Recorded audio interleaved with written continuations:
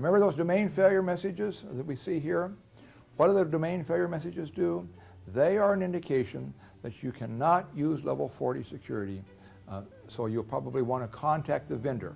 In this case, I happen to have created this domain failure explicitly by calling the program myself. Then there's other messages, essentially a user profile being changed, or the authority for an object being changed, or even if a user, in the last message we see on the top here, a user lockee essentially tried to sign on and they had an invalid password from display 10. Now behind each of these messages, this is what we call the first level text. Just like messages, there is second level text that gives you a lot more detail. So behind the system value QOD level being changed, here is the complete expansion of that says it was changed by user Evans, what the current value is, what the previous value was, the date and time the event occurred, so you know precisely what the change was relative to the system value. Now all of these system values, all these entries in the audit log have this type of detail recorded. Let's finish up with finally two last version 2 release 3 system values. I like to refer to these as the stupid US government system values because these were needed for the requirements to meet C2 security. I definitely recommend that you as general users leave these system values as their default. Let's take a look at the first one. The Q audit end action. This says what happens if the system can't write an audit record for some reason. When I worked for the IBM, I tried to convince the government that this wasn't important, but they wanted an option that says if you can't write audit records, we want strong controls, and so we gave them that option. The other option is, I recommend you use the default of notify that simply says, system operator, we're having troubles writing audit entries. You probably should never see this. But the other option that you might want to use if you're the federal government and don't care about processing, essentially you can use the power down system option that says, if for any reason you can't write an audit level entry, the system is going to immediately power down. Not a very user-friendly system, but very, very secure. The next system value deals with how many audit records get built up in memory before the data is guaranteed to be written to disk. Essentially, the default of *sys is what I would recommend that says, allow the system to make this determination. Or if you'd like, you can specify a number that says how many audit entries get created prior to writing the audit journal.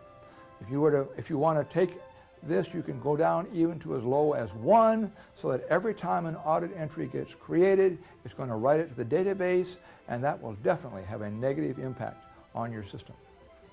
Well, this completes the system values for the system, but now let's move on to the next category of global controls, the network attributes that control security.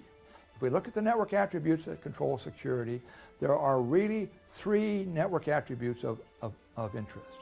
The DDM access or the PC support access are system values that name an exit program that can be used to enhance the security of the system. And the other system value, QJobAction, defines what happens relative to remote jobs. Let's take a look first at the DDM access and the PC support access. Essentially, this network attribute that you change with the change network attribute command can name an exit program. And the exit program gets control, and it can determine, based upon the data that is passed to it, whether you should allow the request. I will be talking to you more about how you might want to use exit programs to restrict access in the session on PC support. But essentially what you need to know in this fundamentals class is that you can do additional security protection by adding exit programs in for PC support and DDM access. And these are described in the IBM manuals. The default for this system, for this network attribute, is object authority. And I would recommend that that is a very good option for the beginner, which essentially says is restrict users' access based on the authority to objects. Then you can add programs later at another point. The last system or network attribute is a network attribute dealing with job action. Job action can really have two options. It can either be file or search, and if it's file, it says if you have a network job that comes across from another system, simply file the job away. Allow then the user to do a receive network job or worknet files command to receive that file. Or the other option is *search. If you use *search, then it goes down to your network's jobs table and it says, well, based upon what system it's from, what user it's from, and what user it's directed for, what action should occur. And you can take an action of either filing the request away or immediately submitting the request. My recommendation is generally for the initial system that the default of *file is adequate. That says that users will have to be able to control their system. The *search option does have some security ramifications, but they're a little too detailed to talk about in this fundamentals class. Well, that concludes the first portion on global controls. Again, let's talk about global controls in review. There's the physical security that we need to talk about. There are the network attributes and the system values. So that is our global controls. Now let's move into the next portion, the user profile portion. The user profile is an object on the AS400, and actually your user profile is broken up into three parts. There's the basic portion of your user profile that you're going to control by the create and change user profile command. Then your user profile, as we remembered from the introduction, actually controls and contains the list of all the objects that you either own or the objects that you're authorized to. Plus, your user profile does contain your defaults from some of your interactive screens. For instance, for those programmers among you, maybe you've often wondered, how does SEU remember what file I was last editing? Well, that is stored in the interactive portion of the user profile where it keeps your actions that you've taken for the last few things. Let us now spend our time looking at the user profile and the fields that exist in the user profile. First and most important is the field Special Authority. Special Authority gives a user extra capabilities on the system, and we'll take a look at each of these. Job Control Special Authority gives the user the right to control the jobs of other users. Without job control, you can only control your own job. Save Sys Authority says this user, generally an operator, is allowed to save objects that are not, and restore objects that are not authorized to.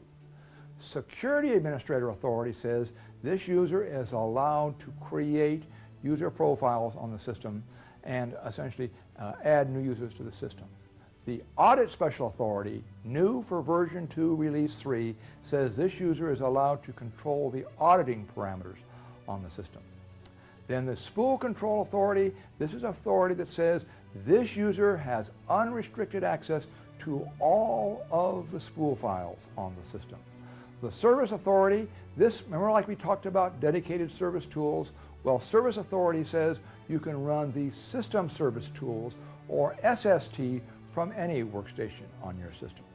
And finally, the All Object Authority, this says this user has unrestricted access to all of the objects on the system.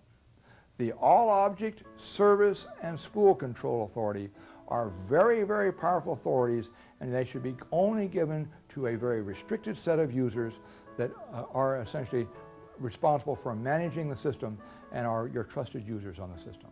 So restrict the access of these special authorities. Now, in addition to special authority, there is another field called the user class, and it gets associated with special authority in the following way. IBM has defined the following user classes.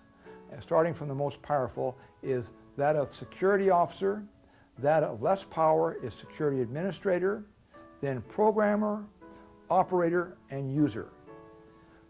The user class actually has just two functions. The first being that when you create a user profile, if you do not specify the special authority, then IBM will default the special authority based upon the user class. And that's what this table shows you. You can essentially see those of user class security officer get all of the special authorities. Those of user class security administrator get the special authority of SecAdmin, job control, and SaveSys. And if you're running on a level 10 or 20 system, they also get all object authority. Programmers, they get, again, job control, SaveSys, as do operators. So both the programmer class and the operator class get the same access. And essentially, if you're running on a level 10 or 20 system, they will also get all object authority. The user class, being the weakest user class, has no special authorities unless you are running a level 10 or level 20 system. And you're really seeing that on a level 10 or 20 system, everybody gets all object authority. So really, everybody has access to all of the objects on the system. And then on the user class of user also gets job control on a level 10 or level 20 system. And this is really the way the system controls your security between levels 10, 20, 30. Now, if you're talking about those level 20 users, or really most of the end users on the system, you are going to use two other fields in the user profile called the initial program, initial menu. What the initial program does, initial program names a program that's going to be run so that when the user signs on, this program is going to control what action the user does. Or if that user program exits, then the initial menu will appear. The concept here is to use menu level security, where when the user signs on, a particular users, generally not your programmers, but the general class of the data processing users that aren't programming, essentially they will be given menus and they can only choose options from their menus, such as customer information, order status, or other application related items. And probably being a good programmer, you probably want to give them an option to allow them to sign off as well. So using option 90 to sign off. The concept of menu level security is essentially we're going to limit users to application menus. For you, as programmers and analysts, it's really easy to implement a menu level security system. It really has a very low cost, and it's a very good ease of use for your end users, showing them only the things that they need to do their job. Don't clutter their world with all of the IBM commands and all the options that are available.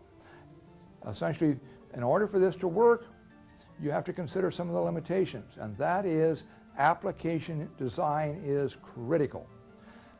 Application design must not allow users to do things that they should not do from the menu system. In other words, you would not want to allow them to enter commands. Or one of the limitations of menu security is probably not suited to your skilled users. Your programmers or your users that are wanting to do query and things of this nature, it's not very suited to. Now, when I go down and I do an audit on systems, I also observe it is very difficult to audit menu systems, mainly because while the menu options may show options 1 through 30, it's very difficult to detect, did the programmer put in option 65, not shown on the screen, that allows them to do something special. In other words, you have to look for special hidden options if it's a homegrown or home-written menu system.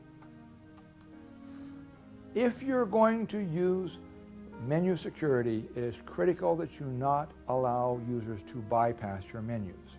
There's a parameter in the user profile called the limit capability parameter. The default for this parameter is no, don't limit the user. But I recommend that for all the users that you're limiting to menus, they should be limit capability yes. This really has two functions. The first function is that limit capability is going to restrict what the user can do on the sign-on screen. If you say limit capability yes, then they cannot change their initial program or initial menu on the sign-on screen, or their current library. They can only enter their user ID and password. Or the other option is then to go out and with limit capabilities, it will also prevent the use of CL commands. You don't want to allow users to enter CL commands, but lo and behold, all of the IBM menus, what do? They put up a menu, like let's say you want to let the user work with their spool files, and that user will essentially end up getting an IBM screen, and down at the bottom of that screen is that beautiful command line. So Joe, the operator, has told his friend about the power down system command, and the user wants to see, what does power down system do? Well, you can imagine what would happen if that user were allowed to type in power down system. So that is why limit capability is important. Now, it would be nice if limit capability only had the yes and no options. Let's take a look at it. If your limit capability no, you essentially are restricted. You can change your program, you can change your initial menu, you can change your current library, enter commands, and you can enter initial menu. If it's limit capability yes, you can't do anything. There is, between these two, limit capability asterisk partial. The concept of asterisk partial is that a user is forced through an initial sign-on screen, but then is allowed to enter commands afterwards. I would recommend try to avoiding the asterisk partial if possible, because that does allow users to have command line access. Let's take a look then at this no capability on the limit capabilities. Essentially, I said users couldn't enter commands if their limit capability yes. That's not 100% true, and the purists among you know that. There are some commands that a user can enter, and the way this is done is actually the command definition objects themselves are able to control whether a user is allowed to issue the command. Every command has a parameter called allow limited user. It can either be yes or no. If the allow limited user parameter is yes, then even if if the user is a limit capability yes user, then that user can enter this command. IBM ships the following commands: display job log, sign off, send message, display message, and start PC organizer as being allowed on the command entry line.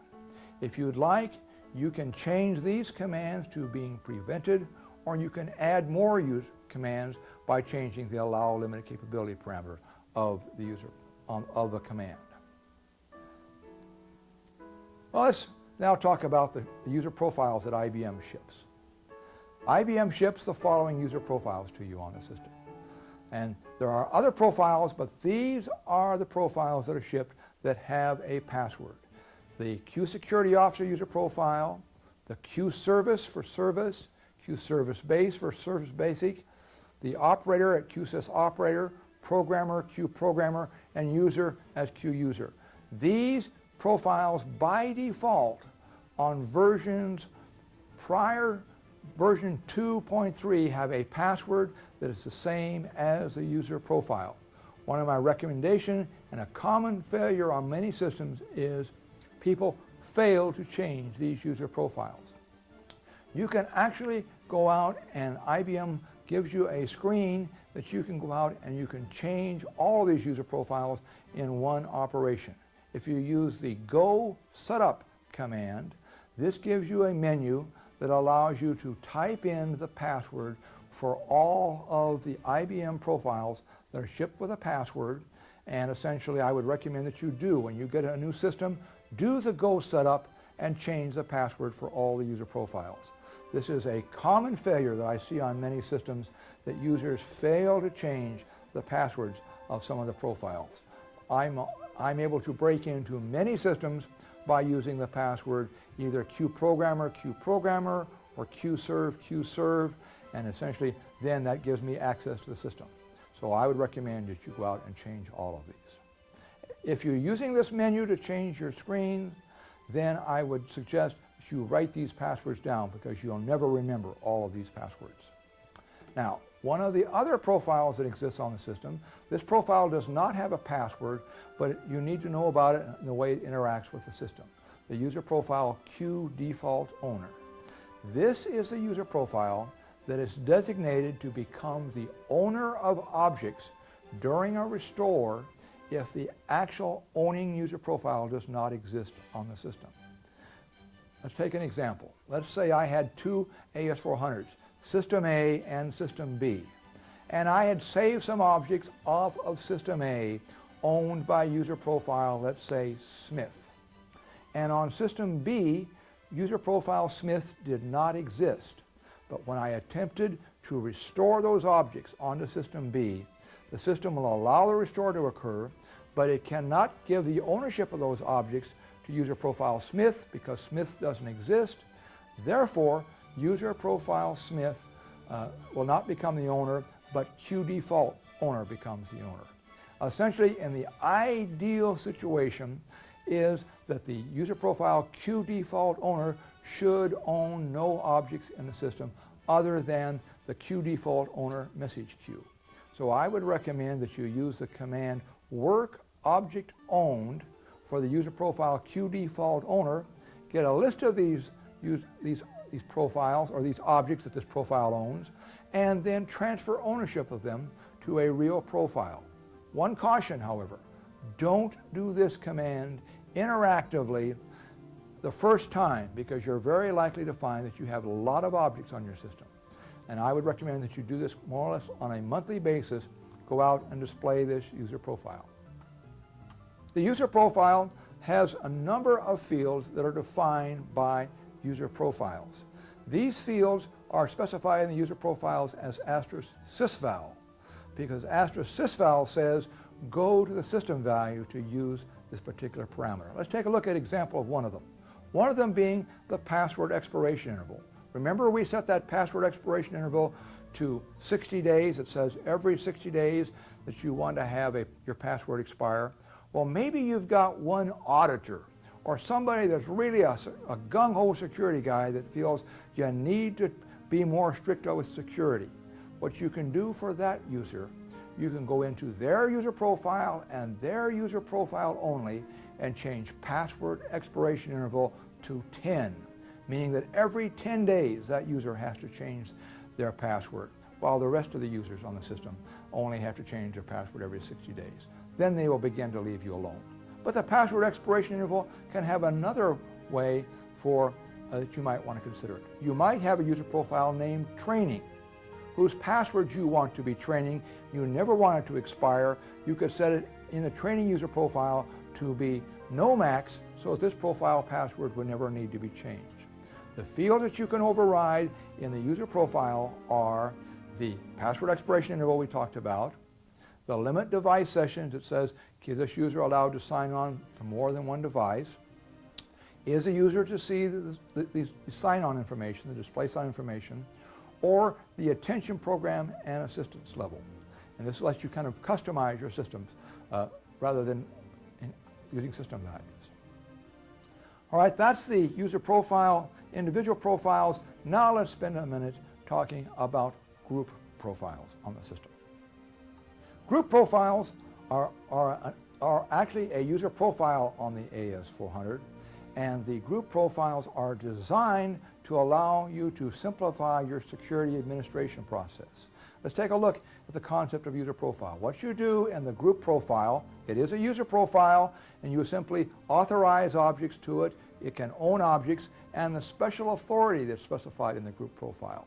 You might have a sales department. Let's name the group profile Group Sales, and what we're going to do is we're going to grant authorities to this profile that's going to be shared by the individuals. And you make the individuals a member of the group by saying Group Profile, Group Sales in their individual user profile. If you do that, then the individuals that you add to the group sales share the authority of the sales group. Now there's another option that I would recommend for most cases, and that is you specify this at the individual level, and this is owner * group profile. What owner * group profile does, this says as users create objects, rather than the individual user creating the object, the group becomes the creator or the owner of the objects. Now, the advantage to this is then in the case of sales, if you have a lot of salesmen that come and go, it's difficult to delete user profiles that own objects, but if the objects are owned by the group, then you can delete the individual user profiles. There is one restriction, and that restriction is a user can have one and only one group profile. I know a number of you would like to be able to have users have multiple group profiles, and stick around for the next video where I will be talking in the security implementation how you can have multiple group profiles or the dynamic change of group profiles. When you're going to create a group profile, I would recommend the following things. Number one, relative to the name that you use, you need to select a naming convention. I like to use the first three letters group so that I can easily identify that this is a group profile shared by many people. Group profile should have a password of none so that users do not sign on as a group profile. And remember that the special authority that you grant to the group is going to be shared by all group members. And I would recommend that you try to avoid at all costs granting group profiles that have all object, service, or spool control authority. These very, very powerful special authorities. So that's the group profiles on the system. Here's an example of how group profiles might work. You see here we have the sales group profile and three users named user 1, 2, and 3. If you will observe, user 1 gets job control and has access to objects A, B, and C because the group was authorized. Notice user 2 has authority to object D. It turns out the authority for user 2 to object D supplements user 2's authority. So user 2 gets the job control from the group, gets authority to objects A, B, and C, but user 2 is also authorized to object D, and only user 2 is authorized to object D. Now let's look at user 3. You will observe that user 3 is authorized to object C, and the group is also authorized to object C. In this case, the individual user profile takes precedence over the group. So essentially, while the group profile said the members of the group have all authority, user 3, because user 3 has the entry for object C of use authority, user 3 only has use access to object C. So that is the group profiles on the system. We just got finished talking about user profiles, and now let's talk about the last of the controls that we have, the actual authority that you can specify on objects. Essentially, the authority that you can use on objects are of two groups. Those authorities that apply to the object in total, and those authorities that really apply to the types of data operations that you can perform. Let's first talk about those operations that deal with the object in total. The object authority, or object OBJ OPR, object operational authority, says this user is allowed, if given this authority, can display the description of an object and can eventually look at the object external contents, not necessarily looking at the internals of the object. Another use of the object operational authority is a user allowed to open a database file. The second authority is object management authority. Now, the owner of an object can always grant access to an object, but if you give someone object management authority, you can delegate it so that other people can grant access to an object. Object existence authority says, is the user allowed to delete an object? And you must have object existence authority to either save an object or to delete an object. And authorization list management authority is a very special authority applying to authorization lists that essentially says, are you able to add and remove users from an authorization list? These are all of the object authorities. There is one other object authority we need to talk about, and that's the object authority of exclude. Exclude authority, as its name implies, says this user does not have any access to this object whatsoever. Now, the data authorities really determine the types of operations that you can do, and they include to be able to read it, to add to it or insert records, to update it, modify existing records, or to delete records out of the file. Essentially, all of these authorities to apply to all objects, but rather than have you specify all of them at one time, or IBM has developed some new terms for you that I think make a lot of sense. Let's take a look at these terms, and these terms are nothing more than combinations of the above authorities. Asterisk all authority says this user has all authority of the object, and it really includes all of the authorities for the object except authorization list management. So if you give a user all authority, you're giving them the right to delete an object, to grant other people access to an object. Change authority says this user is allowed to modify the contents of the object, but they're not allowed to delete the object, or they can't give other users access to the object. Use authority is essentially the user is allowed to read the object or to view the object, but they cannot modify it in any way. And finally, the last authority is the exclude authority that says users are prevented from having access to an object.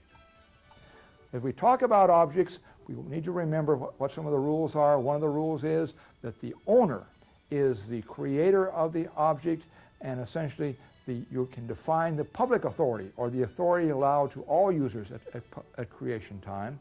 And if you give users object operational authority, they can grant other users access. Only the owner or a security officer can grant object management authority, and you can define authority, grant authority either to individual user profiles or to the public. Let's take a look at an example here. In this example, I'm going to create a physical file and define its public authority using the create physical file command. And that essentially gives me the right to use it says the public has the right to read the file. Then I'm going to do a grant object authority to give, in this case, user gloop, add object oper, and read authority. Use the grant object authority command again to give user, this time, group sales and Mary change authority to the file. Having done this, then I'm going to go out and I'm going to use the display object authority command. And what display object authority command does, this says, let's see who is authorized to the file. And you can see from this panel here that the display object authority command is going to show that the user Evans created the file, and that user gloop, change, Mary, and the public are authorized to it. And if you'll notice under the authority column that user Evans has all, because I as a creator have that authority. User gloop has the word user defined. What is user defined? People often ask me. Well, what user defined is really, this is some combination of authorities. In this case, user gloop has object operational, read, and add authority. So he's got more authority than use, but less than change. And so IBM uses this term user defined anytime it can't find a name for the authority. Then both group sales and Mary have change authority to the object, and the public authority is used. So this is the way we're setting up the authority. Now, we need to understand access control on the AS400, because access control is very important. It really covers three questions. Now, first question is, who do you authorize? The second question, what do you authorize? And the last and most tedious question is, how do you specify this access? Let's take a look at each one of these questions individually. First, who do you authorize on the AS400? You authorize on the AS400 user profiles, and the user profiles can be individual users, or they can be group profiles. If you authorize an individual user, it's an authority just for this user profile. If you authorize a group profile, it'll be authority granted to all the members of the group. Or, if you like, you can specify the public authority. That's the asterisk public entry. And this says this authority is available to everybody that is not otherwise authorized to an object. So that's all you authorize on the system. The who is, you authorize either the user profiles or the public to the system. The next question we have to ask is, what do you authorize on the AS400? On the AS400, you authorize objects. Anytime anybody says what, say object for them, essentially. Essentially all of the objects on the AS400 you can authorize, be they commands, programs, files, libraries. In fact, there are well over 70 different object types that you can control with access control, even to the extent that you can control access to objects. Now, to understand access control on the AS400, you need to understand the concept of the library object. The library object is an object that is used to constrain the addressability. It's often known as a directory on other systems. But in order to access an object on the AS400, you have to have authority both to the library and to the object itself. For the library, you have to have either use access to access the objects, or if you want to add new objects to the library, you have to have change access to the objects. To the objects themselves, then, the authority that you have to the objects is going to depend upon the operation type. Let's take a look at an example and see if you can't work with me through this particular example. Here I have an example of library tools, where user 1 has all authority and the public has use authority. For user A, or for object A, the public authority is all. Now let's see if you can figure out what you would specify as, does user 1 have access? Does the public have access? And how about user 2? So let you think about that for a minute. For those of you that said all of the users 1, 2, and the public have access, were correct, because essentially you have access both to the library through the public entry and to the object through the public entry. So everybody can access object A in library tools. Let's now take a look at another object, object B. To object B, again in the same library tools, user 1 has exclude authority and the public authority is use. So what would you expect that user 1 can do with object B? If your answer was user 1 cannot access object B, you were correct, and that is because of the private authority that says user 1 is excluded from object B. How about user 2? If you said user 2 could access this object, you'd be absolutely correct, and also the public. So for object B, it turns out user 1 cannot access it, but users 2 and the public can access object B. Let's take a look at one more object in this library, object C. For this object, user 2 has use access, the public is exclude. So again, we have to ask the question, can user 1 access this object? And the answer to the question is what? No. You're absolutely correct if you said no. And no, essentially because this user, there is no private authority, and user 1 essentially would get the public authority of exclude. User 2, can user 2 access object C? The answer to that question is, in this case, yes, user 2 can access object C because user 2 has private authority to object C. And for the public, if you said no, you're absolutely correct because there is no public access to object C.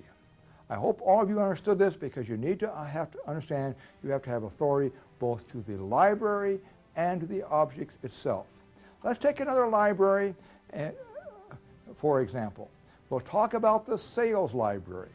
User 2 has use authority to the sales library, and the public authority to the sales library is exclude. If you looked inside of this sales library, you'd see there's object D, and user 1 has change authority, and the public is exclude. Let's now ask those same questions again, but I want you to think before you answer. Essentially, can user 1 access object D? For those of you that think user 1 can, you probably looked at the authority for object D and said user 1 has change authority to object D, and that was what, but that was misleading. Why can't user 1 cannot access object D? Why not? The reason is user 1 is not authorized to the library. So user 1 can't access object D because user 1 is not authorized to the library. Let's ask the same question about user 2. Can user 2 access object D? We know user 2 is authorized to the library, but user 2 cannot access object D because user 2 is not authorized to the object itself. And the public cannot access this object. To object D, nobody is authorized to access this object except users that have all object authority, in which case the private authorities do not apply. Now people will say, well, Wayne, why does this occur on systems? Is this a good security example? Definitely not. This is a mistake, but oftentimes you will see that there will be authorities on objects, yet users cannot access it via the library. So you remember you need to look at both the library and the object authority. Let's take a look at one last object in this same library, now knowing what we know about the library authority. And if we looked at library, or at object file E, as we can see here, object E with public authority all and having the library sales having access by user 2, this is a concept called library level security. Let's talk about library level security because it is the second mechanism. Do you remember what that first mechanism was? The first mechanism was menu level security. The second mechanism is library level security. The concept of library level security is we're going to restrict access to objects by restricting access to the library and letting the objects themselves have public authority. So in this example here, library sales is authorized to the user 2 and to group sales, and the public is excluded. The individual files in library sales has enough authority so that only these users can access this object. The advantage of library level security is that essentially it's very simple and easy to maintain. You don't have to control authority down at the object level, but this has an advantage over menu level security in that now you can allow users that have command line access, you can prevent their access to the objects in the library by controlling their access to the library itself. And essentially, it is a very recommended technique that I would generally recommend using library level security. Sometimes library level security isn't adequate, and then you're going to have to go down and use object level security, where you secure not only the library, but the individual objects. So that's the things that you secure on the system. Let's now answer that third question. How do you authorize objects on the AS400? There are several methods to authorize objects on the system, and essentially each method is described in the individual sections. There is explicit authority, there is authorization list, a concept of authority holders, program adoption, and all object authority. Let's take a look at each one of these. Explicit authority. Explicit authority is authority granted to an object explicitly. Essentially, this is using the grant object authority command or the revoke object authority command to remove authority. You name the object type, the authority that you want to grant, and the user that you want to grant access to. Now, there are two object types on the AS400 that need to be handled specially. They are called documents and folders, or document library objects. They differ from the other objects on the AS400 in that the name of the object can be longer for document library objects. Document library objects were designed for their compatibility with CL or PC names, and so you can essentially have an object that exists in a folder, and within that folder another folder, and within that folder another folder. And so you do a grant object authority or grant DLO authority. You name the document library object, you name the outer folder, then the inner folder, inner folder, inner folder, till you get down to the individual object itself, either being a document. So here in this example here, we're doing a grant object authority for object in folder Y that exists in folder X to the object Z, and then we're going to be granting access to that. You can grant also public authority on the grant and revoke commands, or at create time you can define the public authority for an object. That's explicit authority on the AS400. Let's now talk about another object called an authorization list. An authorization list is an object on the AS400, and its sole purpose is to authorize users to a list of objects. So what an authorization list consists of, it consists of two parts. It consists of a list of users and their authority and a list of objects. The users on the authorization list have the authority that they have to the authorization list to the objects on the authorization list.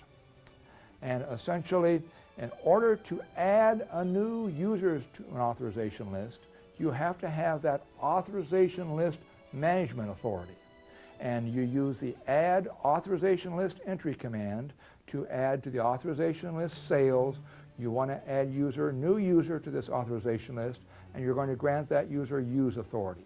That gives this user the use authority on the authorization list and immediately grants that user use authority for all of the objects on the authorization list. So in one operation, you have granted this user access to all of the objects on the authorization list. We'll deal more with authorization lists in detail in the following section, but the last point we need to talk about is how do you secure objects to an authorization list. To add an object to an authorization list is a second thing we need to ask. Essentially, to add a new object to an authorization list can be done in three ways. First, when you create an object, you can specify the name of the authorization list in the AUT parameter. Or secondly, when you create the object, you can use the library create default in a special way that we'll talk about on the next slide. Or if the object already exists and you're not creating it, you can use the grant object authority command. And grant object authority, you specify the name of the authorization list in the AUTL parameter. What you do then is you essentially are going to grant access to this new object that you're putting on the authorization list to all the users on the authorization list. In order to secure an object with an authorization list, you simply have to have the ability to secure an object, and that actually is you have to either be the owner of the object or have authorization list management authority. Let's now spend just a moment and look at how library create authority can be used to add an object to an authorization list. Essentially, when you create a library object, or you change a library, you can name in the attribute of the library an authorization list. So for the sales library, I've said change the library description for the sales library to specify using the library create authority of sales list. This says anytime I'm going to create an object into the sales library, then because of library create authority, then I'm going to end up securing this new object. First, because it goes into the sales library, it goes up and looks at the attribute on the sales library that says this is to be secured by sales list, and that new object, because it gets placed into the sales library, automatically gets secured by the sales list authorization list. We'll deal more in detail with authorization lists in a follow-on session. Let's now take a look at another concept, and the concept of an authority holder. Now, for those of you that are not 36 oriented, this is your time to go to sleep, because you have no use for this unless you are running 36 applications. But let's talk about it just a little bit so we can understand why 36 users need the concept of an authority holder.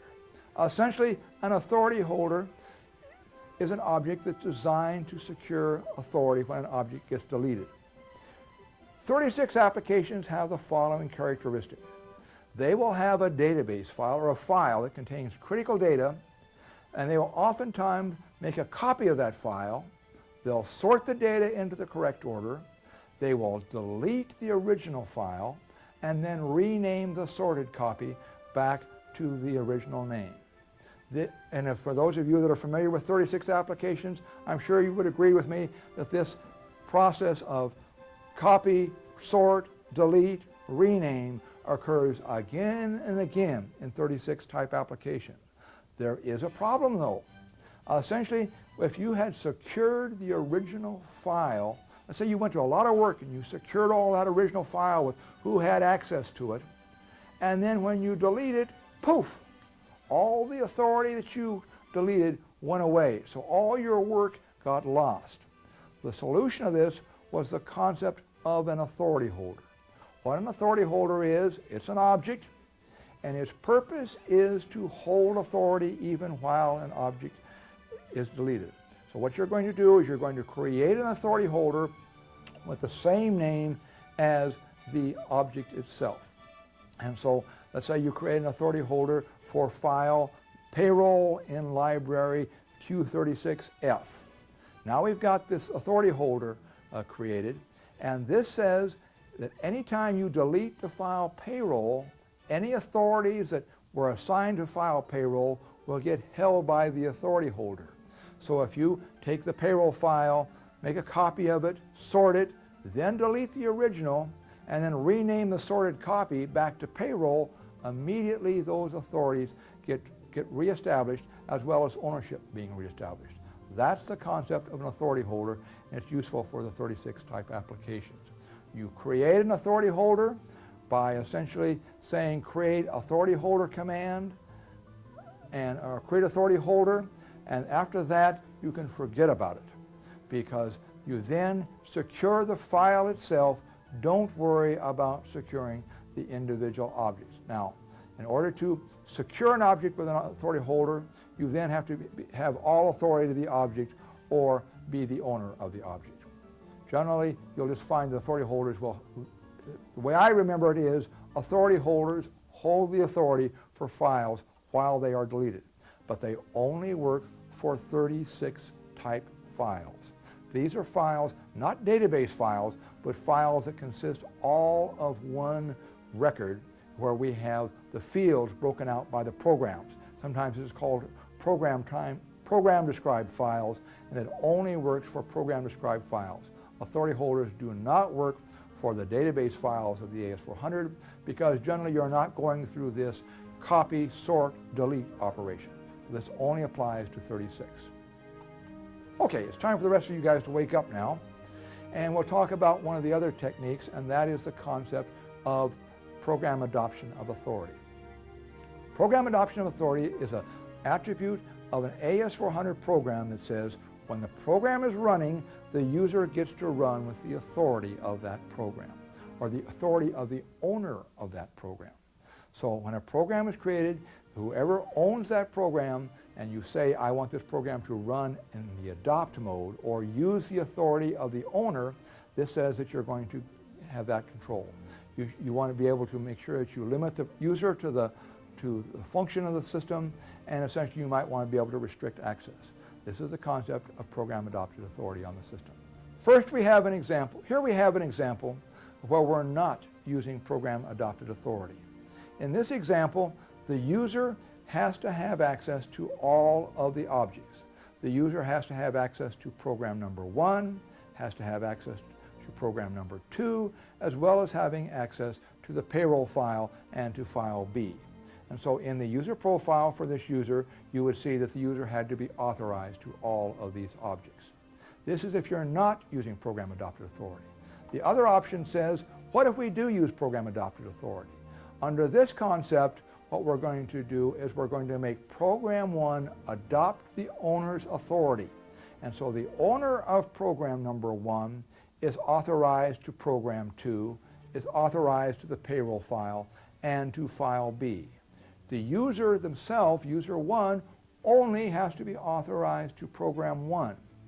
When user 1 calls program 1, because it adopts, then this user has access while running program 1 to the payroll file, file B, and program 2.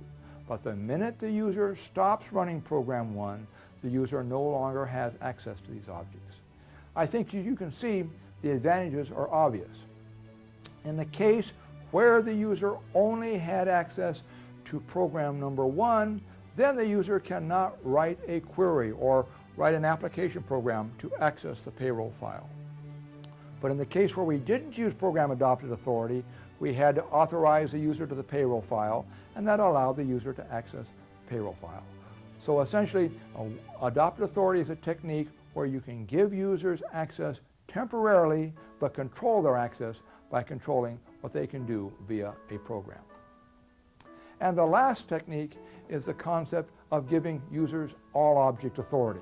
Not a recommended technique, but if you give users all object authority, you are letting these users have all authority to all of the objects on your system. Kind of like making these users God on your system. So essentially, you want to restrict who has access to all object authority. So let's summarize access control. In summary, who do you authorize? You authorize user profiles and the public. What do you authorize?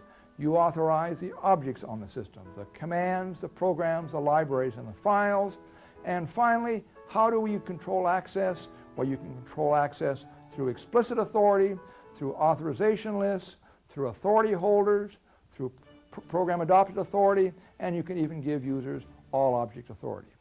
This then requires that we have and understand how the system searches for authority. And that leads us into our next topic, the authority search order on the system. With all these different methods to secure an object, and since we've talked about access control, we have to understand how does the system search for authority. So to understand this authority search, we need to understand the algorithms that the system uses. So let's take a look at the details of the operation. Essentially, the concept is the system is going to use an ordered search. It's going to stop the very first time it finds any access to an object. It's first going to look in the user profile. If it can't find any access in the user profile, it then checks the group profile. If still there's no access, then it's going to go on to the public.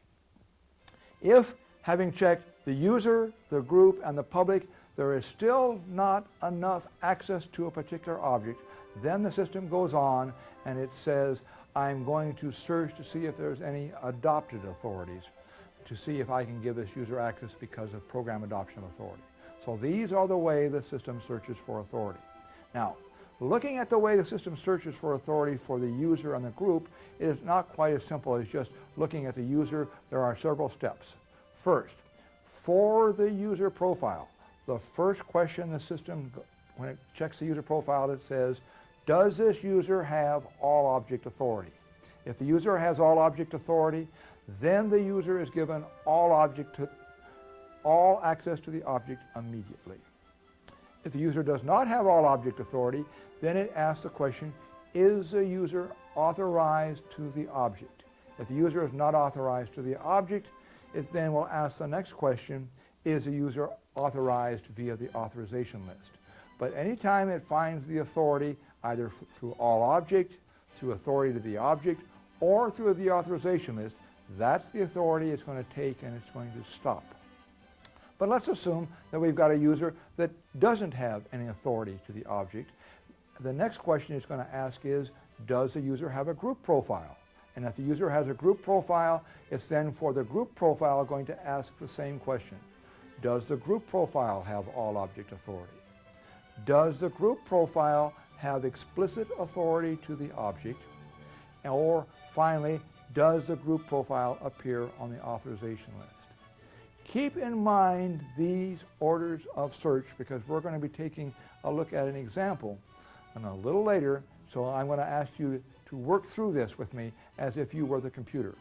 But we need to look at what happens even if the user is not authorized and the group is not authorized. What happens relative to the public? How does the system search for public authority? The system searches for public authority in the following way. If the public authority for the object is asterisk AUTL, this says go to an authorization list, because this object has an authorization list, and use the public authority out of the authorization list. If it's not AUTL, then you simply use the public authority associated with the object. In that case, you're going to stop in all cases. Keep these authority search mechanisms in mind now, and let's see if we can't work out together an example to see how this is going to work. And in order to understand this example, we need to look at two things. First, we need to look at the users on the system. We've got users Al, Bob, Chuck, Don, and Ellen, or A, B, C, D, E if you'd like. Al has no authorities in his user profile. We can see Bob has got some authorities in his user profile.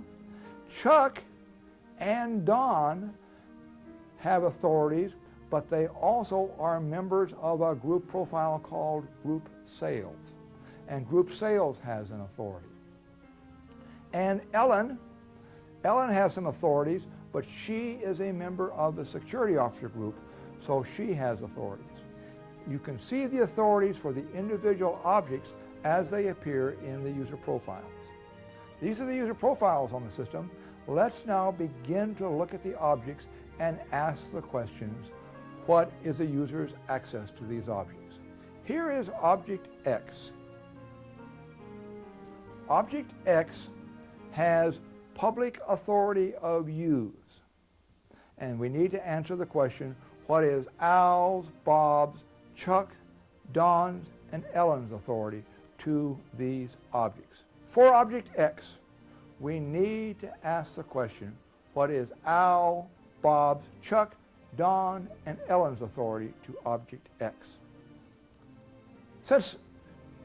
To help you just a little bit, I'm going to help you look at Object X for user Al. Let's play computer. What's the system going to do? It's going to go to Al's user profile and say, does Al have all object authority? No. Is Al in this user profile authorized to Object X? No. How about the authorization list? Well, X doesn't have an authorization list, so this check is not necessary. How about Al's group profile? Well, Al's easy. Al doesn't have a group profile, so the public authority, or the authority for Al, will be the public authority for this object, which is use. So Al's authority to Object X is use. Now let's have you do Bob. And the first thing you would do, you would say what? Bob has all object authority? No. Is Bob's user profile authorized to Object X? Yes. Bob's authority is change authority for Object X. You stop immediately the time you find any authority. For Object Y, or for Chuck, for Object X, again, if you would say it was read, you would be correct, because in Chuck's user profile, Chuck does have read authority to Object X. For those of you that were thinking of change authority from the group profile, that is incorrect, because you need to look at the individual user profile first and stop at the first authority. Only if a user does not have any authority do you go up to the group profile. With that in mind, let's now ask the question about Don. What's Don's authority to Object X? Don has, if you said change authority, you are correct, because Don is getting his change authority not from his user profile, but from the group profile, Group Sales. And finally, for Object X, Ellen. User Ellen to Object X has all authority. The all authority is coming from the fact that Ellen's group profile has all object authority.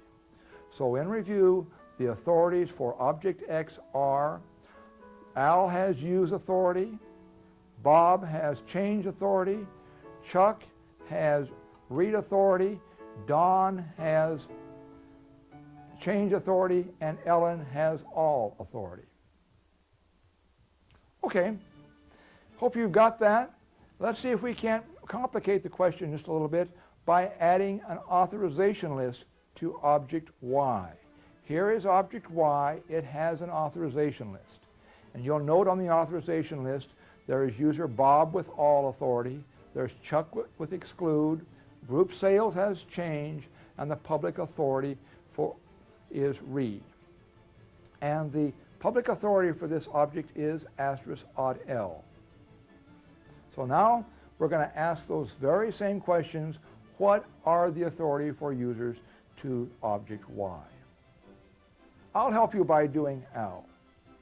AL, again, we look in AL's user profile, ask the same question. Does AL have all object authority? No. Is AL authorized to the object? No. How about AL's group? AL doesn't have a group. And then we can immediately then move into the public decision and say, the public authority for this object is *AUTL that says we want to use the public authority entry from the authorization list, or we're going to give AL for object Y read authority to this object. Now, let's see if you can do Bob for me. Bob, you would find if you had said the authority for Bob to this object is all authority, you are correct, because Bob's authority for this object is coming what? Not from Bob's user profile, but we're going to see Bob is on the authorization list with all authority.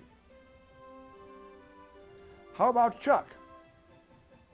Chuck, again, Chuck's authority for object Y is, if you said exclude, you are correct, because exclude authority, you can see on the authorization list, here is the entry for user Chuck with exclude authority.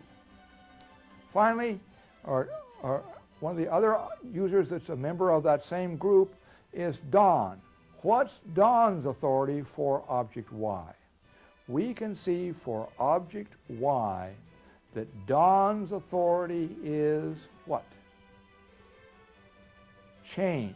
You say, well, where do you get that change authority from, Wayne?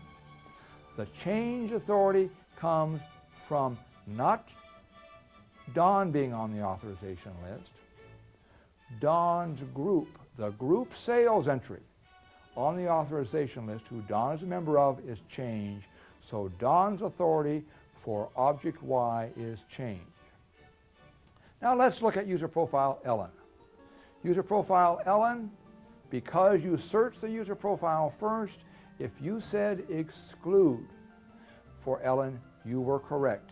The exclude entry in Ellen's user profile prevents user Ellen from getting access to object Y. Good, we're 2/3 of the way through. Let's take a look at the very last object, and that object is object Z. Object Z is secured by the same authorization list that object Y is secured by. There's one difference. There are some private authorities in the user profiles that may have some impact. Let's first take a look at AL. Can you tell me what the public authority is for AL? If you said use, you are correct, because the public authority for AL, as we remember, had no group, had no all object authority, and you essentially go to the public authority entry for the object, and we see this object says, rather than *AUTL, says the public authority is use, and so AL will have use authority for this object. For Bob, what is Bob's authority for object Z? For object Z, Bob's authority is change coming from Bob's user profile. How about Chuck? If you said exclude, you are absolutely correct. Chuck's authority is exclude. Chuck's authority for object Y and object Z are no different. You should have had the same answer for both cases. And for Don, Don's authority is all, because Don has the all entry in his user profile. And finally, for user Ellen, Ellen has all authority for this object because her group has all object authority. Did you get this table? And understand this, because if you understand this particular example, you've got a very good feel for the way the system searches for authority. Because let's see what we've got here. We've got user profiles. Some of them have public authority. We've got group profiles, and we've got authorization lists. So work through this example. When you understand this example, you will be able to figure out the authorities on the system. Let's talk about this user Ellen, though, because some people are begin to notice that Ellen has some very interesting aspects in her user profile. Why was user Ellen excluded from this particular object Y? That is because Ellen had that exclude entry in her user profile.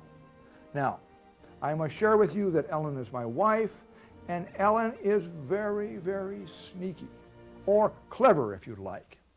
Let's ask the question, what could sneaky Ellen do to get access to object Y?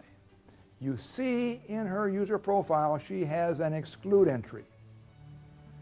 What could Ellen do to get access to object Y? One of the first thoughts that you might think of is what? Well, I'll just have Ellen go out and grant herself access to object Y. That won't work. If Ellen were trying to do a grant object authority or a revoke object authority for object Y, it would say, Ellen, you are not authorized to object Y. You can't change the authority for object Y. Well, Ellen, being very, very clever, what could Ellen do? I'm sure some of you have thought of some tricks. One of the things is you have recognized that Ellen's group profile is a security officer. And as a security officer, you have all object and secadmin. The ability to have secadmin authority lets Ellen not use her own user profile, but create another user profile. Let's call it Ellen the Sneak. Giving Ellen the Sneak access to this same group profile of the security officer, and now Ellen the Sneak, because she can get access through the Sneak user profile to object Y. So this is one technique that Ellen could use to get access to this object, is by creating Ellen the Sneak user profile. But because she has all object authority, there is one more technique that Ellen could use. Can any of you think of what that technique could be? The technique depends upon the fact that she has secadmin authority from her group. And what does Ellen do? Ellen goes out and grants herself what? Special authority of all object.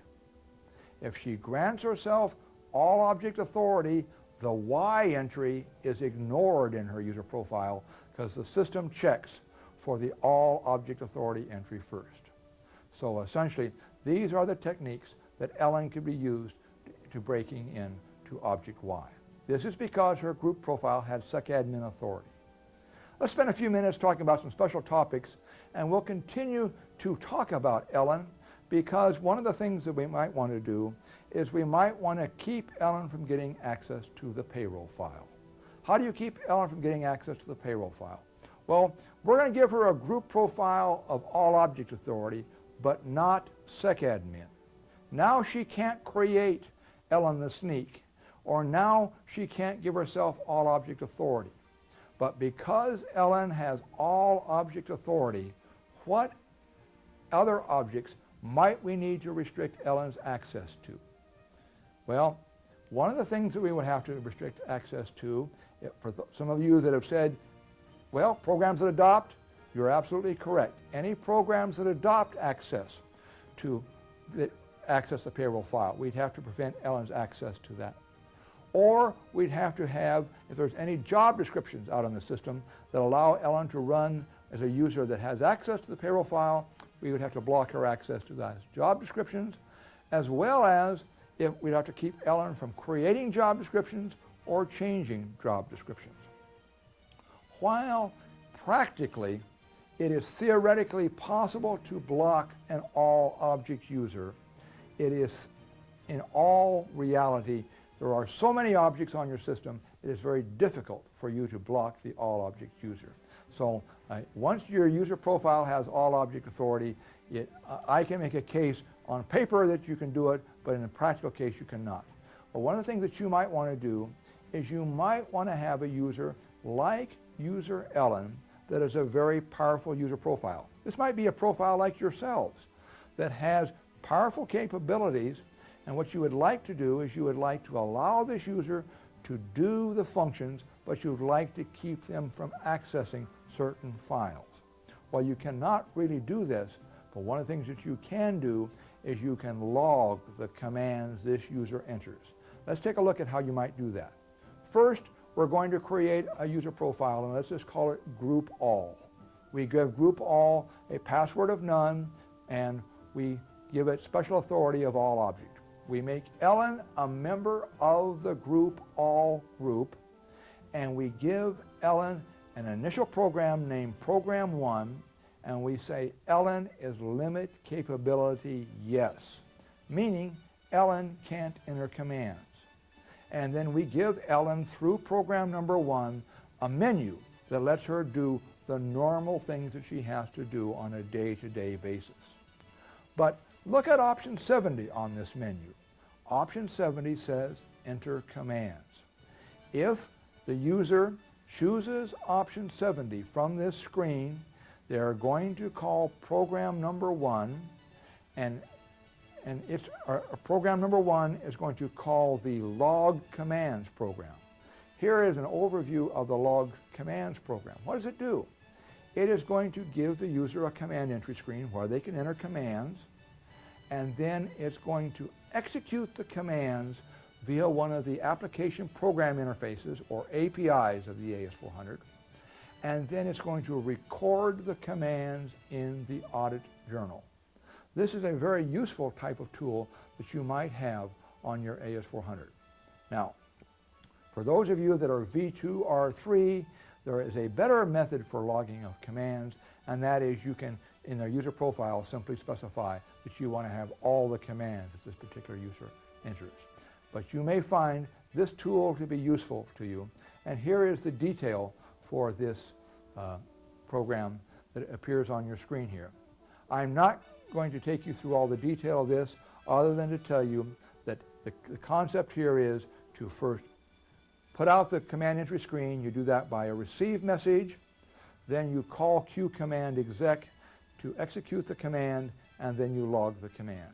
And you can look at the detail of this command if you'd like to have, of this program if you'd like to use that. So this is a good way to record the actions of a trusted user. Let's take a look at one last topic before we conclude this session, and that is a question that many of you ask, is, Wayne, how can I secure a physical file and the fields of a file? Particularly, let's talk about the payroll file. The payroll file has the fields name, address, phone number, and salary. The name, address, and phone number fields aren't particularly sensitive, but it's that salary field in the payroll file that makes it extremely sensitive. What can we do to prevent access to the salary field? The salary field is not an object, so you cannot secure the salary field. But we can use some of the power of AS400 database to achieve field level security. Let's take a look at what we're going to do. We have the physical file down here with all fields, name, address, phone number, and salary. And the concept is we're going to create a logical file that only has name, address, and phone number in it, not the salary field. We give users object operational authority to the logical file, therefore they can view the logical file. We do not give them object operational authority to the physical file, therefore they cannot view the salary field. So this is a way, even though this AS400 does not support field level security, you can define logical files and create logical files that give users field level access to the data. Well, let's conclude this last topic and talk about what we've learned. Essentially, some recommendations for you to try to walk away from this session with. What should you try to do as technical things that you should try to accomplish? Number one, make sure you go out and you change the passwords of all profiles on the system, both the dedicated service tool profiles and all of the IBM profiles. And if you have any software vendor products on the system, make sure you change any default profile passwords of these. A very important concept. Next thing, add to your sign-on screen a limited sign-on message to restrict people's access. And then plan your approach to security. Try to use public authority wherever possible. Then use library level security. Use group profiles and authorization lists. And for all of your users, implement a password expiration policy.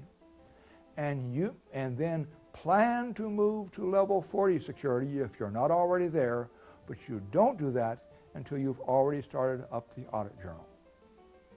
Now, I'm sure that there's some of you out in the audience say, oh, that's great, this has been a great technical talk, but this is all the job of my programmers, I don't need to worry about that. Well, I've got some homework for you too. Essentially, if you're an administrator, you have got a job to do, and that is you need to document what's important relative to security. You need to write down your security policy, and you need to get management approval of it, and you need to establish a security awareness plan for your users. These are all some things that you may want to do, and I would recommend you do out of this first session. As some suggested reading for this session, there are some manuals that IBM publishes. The GG 243639 and GG 243501 are the red books on the AS400. The red books are red books for two reasons. Number one, the covers of the books are red, but more importantly, they're red because they can be read by human beings. They don't put you to sleep. They're written by the field force of IBM and tend to give you a very realistic end-user access to the system. I'd recommend that you order these from your IBM salesman or SE if you can locate them. There are two IBM resources, the IBM SC41 8083 and SC410047. These are the IBM manuals provided by IBM, and they provide much more detail on each of these options. There is online education on your AS400, and Library Q User Tools has a number of useful tools that you can use on this session.